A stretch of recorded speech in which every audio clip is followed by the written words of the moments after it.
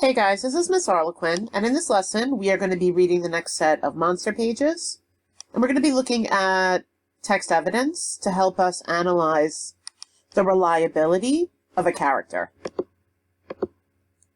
Alright, so yesterday we analyzed the various witness testimonies in order to determine how they added to our knowledge of the crime, and we also determined whether or not they were reliable. Today we're going to build on those evaluation skills that we used yesterday, but this time we're going to focus on Steve's testimony. Is Steve being truthful while on the stand? So, what is Steve on trial for? Now, just a reminder, the police and the courts aren't saying that Steve pulled the trigger, but they are saying he was involved with the crime and thus involved in the murder. Remember, if you are part of a plan to commit a crime, you are still guilty, regardless of whether or not you are the lookout or the person who takes from the cash register. On page 202, I noticed that in Steve's journal, he's describing his feelings. What is it that Steve is feeling at this part? The paragraph says, lying on my cot, I think of everything that has happened over the last year. There was nothing extraordinary in my life. No bolt of lightning came out of the sky. I didn't say a magic word and turn into somebody different. But here I am, maybe on the verge of losing my life, or the life I used to have. I can understand why they take your shoelaces and belt from you when you're in jail. What is Steve feeling here? So it definitely makes sense if you look at the paragraph to say that he's probably feeling pretty depressed, pretty hopeless. I noticed that at the end, he says, I can understand why they take your shoelaces and belt from you when you're in jail. What does he mean when he says that? You know, to answer this question, you have to have some prior knowledge about what happens to people when they're in jail. You also could just use some logical reasoning. If you were a prisoner, and you are facing spending your whole life in jail, and you are depressed, what would you maybe use your belt and your shoelaces for? These are things they take away to try to prevent people from killing themselves. So Steve clearly is at a point where he can understand why somebody might want to take their own life. Now, one of the things we're going to be doing today is thinking about if somebody is reliable. Again, we talked about it in the previous lesson. If you are unreliable, it's usually because you are a liar or suspected of being a liar. So is it possible to tell if somebody is lying? Let's look at a short video that talks about some of the techniques people use to figure out if somebody is lying to them.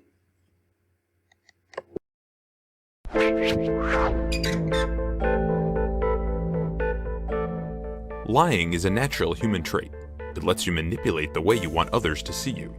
There are certain signs you can look for if you think someone might be lying to you. Eye movement.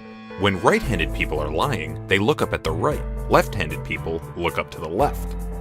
Other signs of lying are if they don't blink, close their eyes very slowly, or contrastingly blink a lot or break eye contact. Hiding body parts. They hide their mouth, eyes, or throat with their hands. Grooming. They may also adjust their hair or clothes. Hand movement. Anxiety can cause itching or chilliness in the face, causing the liar to bite or lick their lips or play with their ears. Head movement. They move their head around quickly before they answer a question. Audible cues. They clear their throat or swallow before answering a question. And their vocal pitch rises. Yeah. No. Can you tell who's lying? My cousin, I was going to a party and I did not want him to come with me. So I told him I was just going to a friend's house.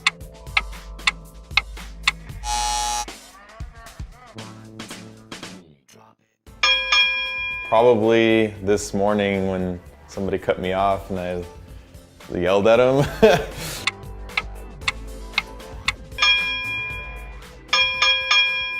Told my coworker today that his breath smelled bad.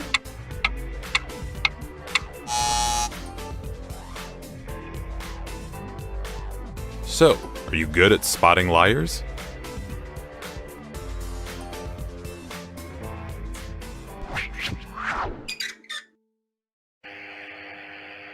What about you personally? Do you think you can tell when somebody's lying to you?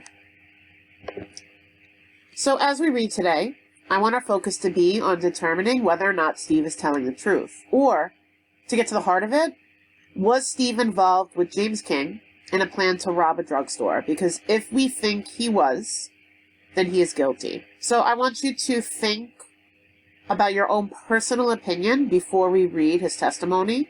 As of right now, do you think Steve is guilty? So Steve is going to testify today.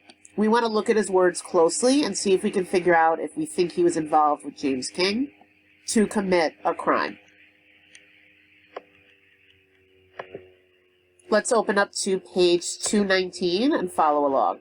Fade in, interior, cell at nighttime. We barely see the outlines of the inmates, 2 of whom are sleeping on the floor.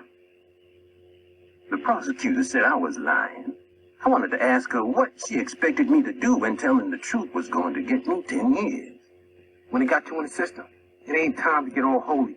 You in the system, you needs to get out the system. What's the truth? Anybody in here knows what the truth is. I don't know what the truth is. Only truth I know is I don't want to be in here with you ugly dudes. Truth is truth. It's what you know to be right. Nah, truth is something you gave up when you was out there on the street. Now you talking survival. You talking about another chance to breathe some air 5 other guys ain't breathing. You get up on the witness stand and the prosecutor talks about looking for truth when they really mean they're looking for a way to stick you under the jail. I've spent half my life in the joint, man. Where's my life? Where's my damn life? We hear the toilet flush as scene ends. Cut to interior, jail. Steve is dressing for court. We see him checking out his hand, which is slightly swollen. Cut to Steve sitting in back of van. He holds his hands out in front of his face. They are shaking. Cut to Steve on stand. Mr. Harmon, did you act as a lookout for the drugstore robbery or check out the store so that a robbery could be safely committed? No, I did not. Mr. Harmon, did you discuss with anyone that you would act as a lookout or that you would check out the store? No, I did not. Mr. Harmon, were you in the drugstore owned by Mr. Nesbitt, the victim, on the 22nd of December of last year? No, I was not. Are you sure in your mind that you know what a lookout would do? Yes, I am. One last question. Were you in any way involved with the crime that we are discussing here? To make it clear, were you in any way involved with the holdup and murder that occurred on the 22nd of December? No, I was not. Nothing further. Cut to Petrocelli rippling through papers. She stops occasionally, looks towards Steve, and nods. Petrocelli leans back in her chair and visually confronts Steve for a long beat. Then she gets up and goes to podium. Mr. Harmon, do you know James King? I know him from the neighborhood. You talk to him much? Once in a while. Once in a while. When was the last time you spoke to him before the robbery? I don't know exactly, but it was during the school year. Didn't you speak to him in December? I don't think so, but I might have. Which is it? You don't think so or you don't remember? Both. I mean, I might have spoken to him, but we don't talk about anything important enough to remember. What do you talk about? Usually I see him in the playground. Maybe he'd say something like, "Those guys can't play ball," stuff like that. Those guys can't play ball. Did you ever see him play ball? I don't remember seeing him play ball. You have trouble remembering what you've seen? No, but I've seen a lot of ball games. I watch a lot of ball games. Are you nervous? Do you want to take a few minutes? No. You talk to Bobo sometimes?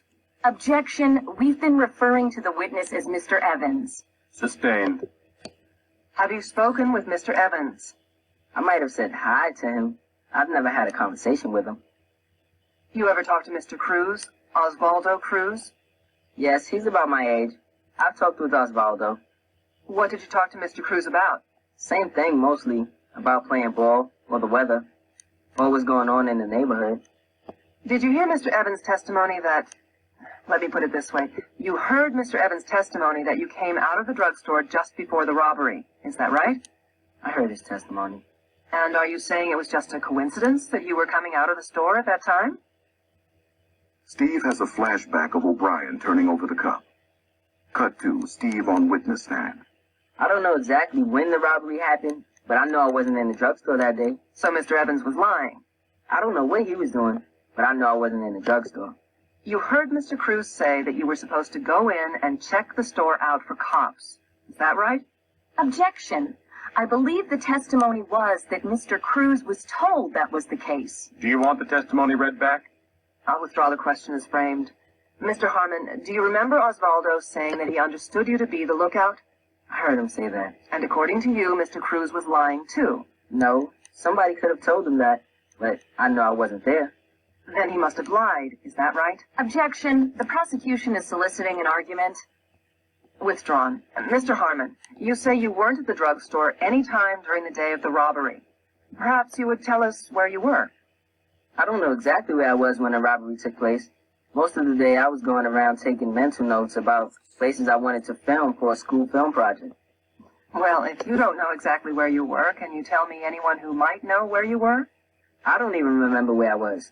When the detectives asked me where I was, I couldn't even remember the day they were talking about. They didn't ask me about it until weeks later. Then how do you remember, what did you say, taking mental notes for a school film project? I know that because I was planning to do the film in my neighborhood over the holidays. Getting back to Mr. King, would you consider yourself a friend of his or an acquaintance? An acquaintance. Mr. Cruz, friend or acquaintance? Acquaintance. Mr. Bobo Evans, friend or acquaintance? Acquaintance. So you're acquainted with everyone involved in this robbery, is that? Objection. She knows better than that. She knows better than that. Sustained. The jury will disregard the last question. There is no one who is involved in this affair until the jury makes that decision. And yes, Miss Petrocelli, you do know better. Nothing further. We see Steve stand shakily and head back to the defense table. He looks out onto the onlookers and sees his parents. His mother forces a smile and his father makes a fist and nods emphatically. We see Steve sit down, start to pick up a glass of water, and have to put it down because his hand is shaking so badly. O'Brien crosses to the desk and writes on the pad in front of Steve. We see what she has written. It says, "Take deep breaths." The defense calls George Sawicki. Cut to close-up of George Sawicki. Mr. Sawicki, do you know the defendant sitting at this table? I've known Steve for 3 years. He's been in my film club. Can you give us your opinion of Mr. Harmon's work? I think he's an outstanding young man. He is talented, bright, and compassionate. He's very much involved with depicting his neighborhood and environment in a positive manner. Do you consider him an honest young man? Absolutely. When he says he was taking mental notes for a film, would that be a film for your club? Yes. Nothing further. Close-up of Mr. Sawicki. He starts to leave the stand, but is held up by the judge. You said you're a teacher in Mr. Harmon's school. Do you live in his neighborhood? No, I don't. So, although you want to vouch for his character, isn't it fair to say that you don't know what he does when he goes to his neighborhood and you go home to yours? No, it's not. His film footage shows me what he's seeing and, to a large extent, what he's thinking. And what he sees, the humanity of it, speaks of a very deep character. What was he doing on the afternoon of December 22nd? Did he show you a film of that day? No, he did not. Do you feel that the ability to make a film means that someone is honest? It is my belief that to make an honest film, one has to be an honest person. I would say that. And I do believe in Steve's honesty. As a matter of fact, you like him quite a bit, don't you? Yes, I do. Nothing further. Harmon rests. King rests. Cut to Steve lying on his cot, soaked with sweat. He tries hard to catch his breath. He turns his head to the wall. He lifts one hand and lets it slide slowly down the pale green wall.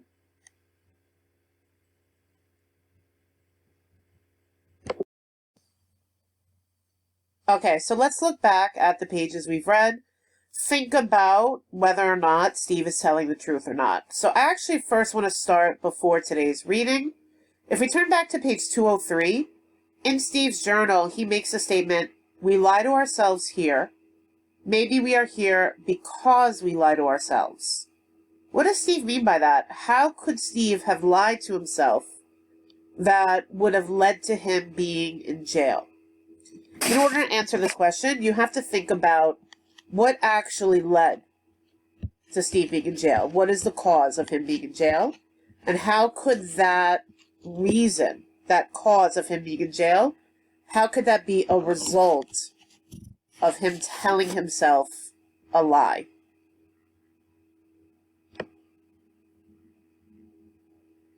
Well, if we think about it, Steve is in jail because supposedly, allegedly, he agreed to participate in a robbery. Why did he agree to participate in that robbery? He did it because he was hanging out with guys who were tough, gang members. We saw in a flashback that one of those gang members, Oswaldo, was making Steve feel like he was not a tough guy, like he was just a smart nerd who goes to Stuyvesant. He was using the F word to describe Steve, and we could put ourselves into Steve's shoes. We did that back during that flashback and talked about how this was probably a moment where Steve felt like he had to prove that he was a man. So what is the lie that Steve told himself that led to him being in jail? That would be that Steve told or convinced himself that he isn't just a regular guy, a nerd, that he actually is tough. And because he convinced himself he's tough, he agreed to go along with this crime that Steve normally would never want to have anything to do with. Alright, so now we're going to work on our evidence chart. Is Steve Harmon lying? So we're going to start with our first piece of evidence. This is the one I'm going to model for you guys. On page 226, Steve says, I don't remember seeing him play ball. And Petrocelli says, you have trouble remembering what you've seen. Is Steve lying or being truthful here? So here I would say that he is lying. And the reason is because he's being very vague with his answers. Does he really not remember? Usually when somebody says they can't remember something, it is suspicious. It makes you wonder if they're just saying that because they don't want to answer the question. All right, let's try our second piece of evidence. On page 228, Steve says, yes, he's about my age. I've talked with Oswaldo. So looking at that evidence, is Steve lying or being truthful here?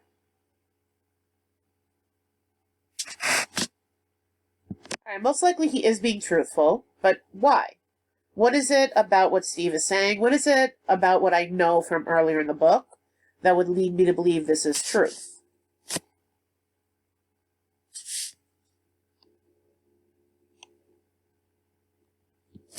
Yeah, so I would say that we know from flashbacks that him and Oswaldo do talk, and he would have no motive to lie about their ages, so really he's probably being truthful here. There's nothing really suspicious happening. Alright, so you're going to finish the last box of the evidence chart, and then there is a close reading question below it that you're going to respond to. All of our work is going to be completed in Google Classroom using the template for this chart. Before I send you on your way, though, I am going to give you one final question. On the pages that we read, Steve does not admit to being in the drugstore during the crime. From Steve's testimony, the reader can conclude that A, Steve was making a film when the crime was committed. B, the prosecutor's witnesses lied when they testified. C, Steve lied on the stand and was more involved in the crime than he admitted. Or D, the jurors disregarded the facts when they decided Steve is innocent.